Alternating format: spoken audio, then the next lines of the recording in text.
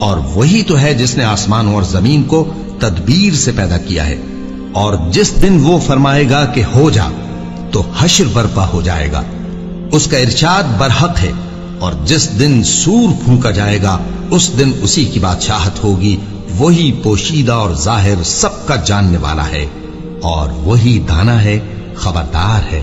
اور وہ وقت بھی یاد کرنے کے لائق ہے جب ابراہیم نے اپنے باپ آزر سے کہا تھا، تم کیا بتوں کو معبود بناتے ہو؟ میں دیکھتا ہوں کہ تم اور تمہاری قوم کھلی گمراہی میں ہو۔ اور ہم اس طرح ابراہیم کو آسمانوں اور زمین کے عجائبات دکھانے لگے تاکہ وہ خوب یقین کرنے والوں میں ہو جائیں۔ یعنی جب رات نے ان کو پردہ تاریکی سے ڈھانپ لیا تو آسمان میں ایک ستارہ نظر پڑا، کہنے لگے یہ میرا پروردگار ہے۔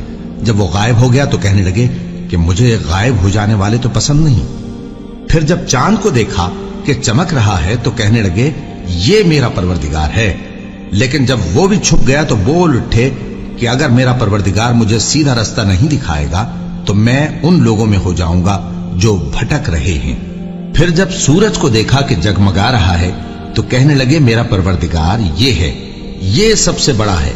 مگر جب وہ بھی غروب ہو گیا تو کہنے لگے لوگوں، جن چیزوں کو تم اللہ کا شریک بناتے ہو میں ان سے بیزار ہوں۔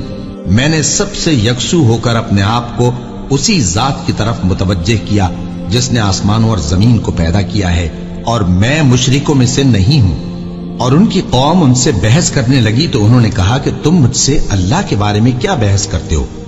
اس نے تو مجھے سیدھا رستہ دکھا دیا ہے، اور جن چیزوں کو تم اس کا شریک بناتے ہو میں ان سے نہیں ڈرتا، ہاں جو میرا پروردگار کچھ چاہے۔ میرا پروردگار اپنے علم سے ہر چیز کا احاطہ کیے ہوئے ہے۔ کیا تم خیال نہیں کرتے؟ بھلا میں ان چیزوں سے جن کو تم اللہ کا شریک بناتے ہو کیوں کر ڈروں، جبکہ تم اس بات سے نہیں ڈرتے کہ اللہ کے ساتھ شریک بناتے ہو جس کی اس نے کوئی سند نازل نہیں کی۔ اب دونوں فریق میں سے کون سا فریق امن و بے خوفی کا زیادہ حقدار ہے؟ اگر سمجھ رکھتے ہو تو بتاؤ۔